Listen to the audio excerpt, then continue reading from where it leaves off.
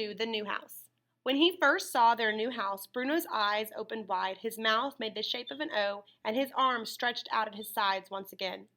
Everything about it seemed to be the exact opposite of their old home, and he couldn't believe that they were really going to live there.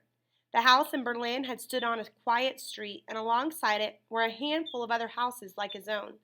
And it was always nice to look at them because they were almost the same as his house, but not quite, and other boys lived in them who he played with, if they were friends, or steered clear of if they were trouble. The new house, however, stood all on its own in an empty, desolate place, and there were no other houses anywhere to be seen, which meant there would be no other families around and no other boys to play with, neither friends nor trouble. The house in Berlin was enormous, and even though he'd lived there for 9 years, he was able to find nooks and crannies that he hadn't fully finished exploring yet. There were even whole rooms, such as Father's office, which was out of bounds at all times and no exceptions, that he had barely been inside. However, the new house had only 3 floors, a top floor where all 3 bedrooms were, and only 1 bathroom, a ground floor with a kitchen, a dining room, and a new office for Father, which he presumed had the same restrictions as the old one, and a basement where the servants slept. All around the house in Berlin were other streets of large houses, and when you walked towards the center of town, there were always people strolling along and stopping to chat to each other or rushing around and saying they had no time to stop. Not today, not when they had 101 things to do. There were shops with bright storefronts and fruits and vegetable stalls with big trays piled high with cabbages, carrots, cauliflowers, and corn. Some were overspilling with leeks and mushrooms, turnips and sprouts, others with lettuce and green beans, courgettes and parsnips. Sometimes he liked to stand in front of these stalls and close his eyes and breathe in their aromas, feeling his head grow dizzy from mixed scents of sweetness and life. But there were no other streets around the new house, no one strolling along or rushing around, and definitely no shops or fruits and vegetable stalls. When he closed his eyes, everything around him just felt empty and cold, as if he was in the loneliest place in the world, the middle of nowhere. In Berlin, there had been tables set out on the street, and sometimes when he walked home from school with Carl, Daniel, and Martin, there would be men and women sitting at them drinking frothy drinks and laughing loudly. The people who sat at these tables must be very funny, he had always thought, because it didn't matter what they said, somebody always laughed. But there was something about the new house that made Bruno think no one had ever laughed there, that there was nothing to laugh at and nothing to be happy about. I think this was a bad idea, said Bruno, a few hours after they arrived. While Maria was unpacking his suitcases upstairs, Maria wasn't the only maid at the new house either. There were 3 others who were quite skinny and only ever spoke to each other in whispering voices. There was an old man, too, he was told, who was there to prepare the vegetables every day and wait on them at the dinner table, who also looked very unhappy, but also a little angry. We don't have the luxury of thinking, said Mother, opening a box that contained the set of 64 glasses that Grandfather and Grandmother had given her when she married Father. Some people make all the decisions for us. Bruno didn't know what she meant by that, so he pretended that she never said it at all. I think this was a bad idea, he repeated. I think the best thing to do would be to forget all about this and just go back home.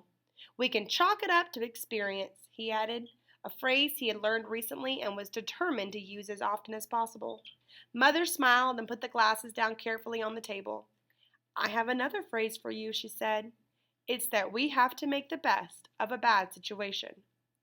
Well, I don't know that we do, said Bruno. I think you should just tell Father that you've changed your mind, and well, if we have to stay here for the rest of the day and have dinner here this evening and sleep here tonight because we're all tired, then that's all right. But we should probably get up early in the morning if we're to make it back to Berlin by tea time tomorrow. Mother sighed. Bruno, why don't you go upstairs and help Maria unpack, she asked. But there's no point in unpacking if we're only going to... Bruno, just do it, please, snapped Mother. Because apparently it was all right if she interrupted him, but it didn't work the other way around. We're here, we've arrived. This is our home for the foreseeable future, and we just have to make the best of things. Do you understand me? He didn't understand what the foreseeable future meant, and he told her so.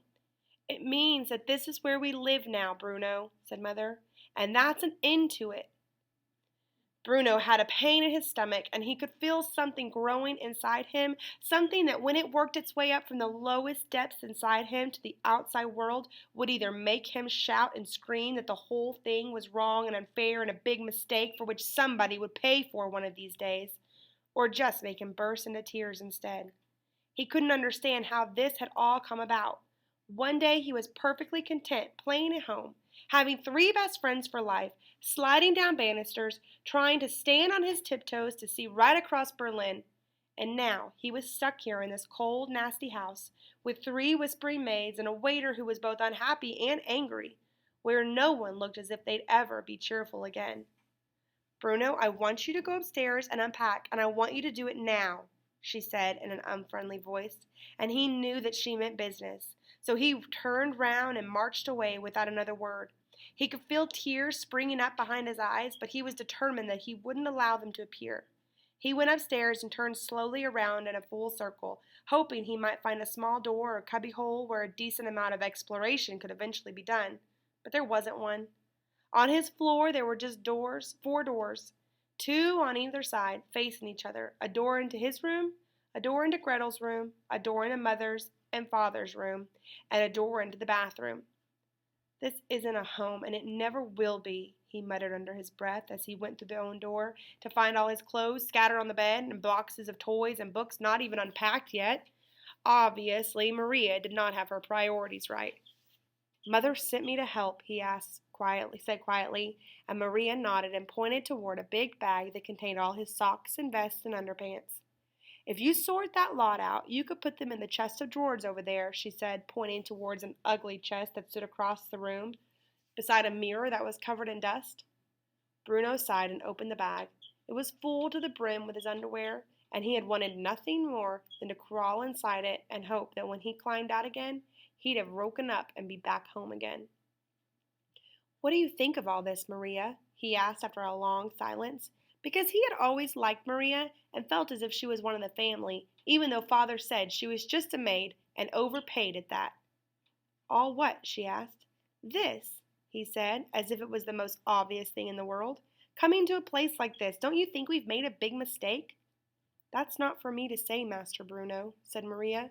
Your mother has explained to you about your father's job and— Ugh! I'm tired of hearing about Father's job, said Bruno, interrupting her. That's all we ever hear about. If you ask me, Father's job this, Father's job that. Well, if Father's job means that we have to move away from our house and the sliding banister and my 3 best friends for life, then I think Father should think twice about his job, don't you?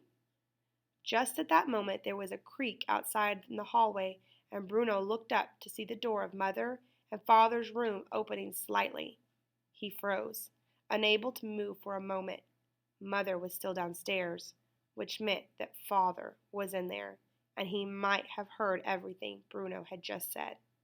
He watched the door, hardly daring to breathe, wondering whether Father might come through it and take him downstairs for a serious talking to. The door opened wider, and Bruno stepped back as a figure appeared. But it wasn't Father. It was a much younger man, and not as tall as Father either. But he wore the same type of uniform, only without as many decorations on it. He looked very serious, and his cap was secured tightly on his head. Around his temples, Bruno could see that he had very blonde hair, an almost unnatural shade of yellow. He was carrying a box in his hands and walking toward the staircase, but he stopped for a moment when he saw Bruno standing there watching him. He looked the boy up and down as if he'd never seen a child before and wasn't quite sure what he was supposed to do with one. Eat it, ignore it, or kick it down the stairs. Instead, he gave Bruno a quick nod and continued on his way. Who was that? Asked Bruno. The young man had seemed so serious and busy that he assumed he must be someone very important. One of your father's soldiers, I suppose, said Maria, who had stood up very straight when the young man appeared and held her hand before her like a person in prayer. She had stared down at the ground rather than at his face, as if she was afraid she might be turned to stone if she looked directly at him. She only relaxed when he had gone. We'll get to know them in time. I don't think I like him, said Bruno. He was too serious. Your father is very serious too, said Maria. Yes, but he's father, explained Bruno. Fathers are supposed to be serious. It doesn't matter whether they're greengrocers or teachers or chefs or commandments, he said, listing all the jobs that he knew decent, respectable fathers did, and whose titles he thought about 1,000 times. And I don't think that man looked like a father, although he was very serious, that's for sure. Well, they have very serious jobs, said Maria with a sigh. Or so they think, anyway. But if I was you, I'd steer clear of the soldiers. I don't see what else there is to do other than that, said Bruno sadly. I don't even think there's going to be anyone to play with other than Gretel, and what fun is that after all? She's a hopeless case. He felt as if he was going to cry again, but he stopped himself, not wanting to look like a baby in front of Maria. He looked around the room without fully lifting his eyes up from the ground, trying to see whether there was anything of interest to be found. There wasn't, or there didn't seem to be. But then one thing caught his eye. Over in the corner of the room, opposite the door, there was a window in the ceiling that stretched down into the wall, a little like the one on the top floor of the house in Berlin, only not so high. Bruno looked at it and thought that he might be able to see out without even having to stand on his tiptoes. He walked slowly towards it, hoping that from here he might be able to see all the way back to Berlin and his house, and the streets around it, and the tables where the people sat and drank their frothy drinks, and told each other hilarious stories. He walked slowly because he didn't want to be disappointed, but it was just a small boy's room, and there was only so far he could walk before he arrived at the window. He put his face to the glass and saw what was out there, and this time, when he opened his eyes wide and his mouth made the shape of an O, his hands stayed at his sides because something made him feel very cold and unsafe.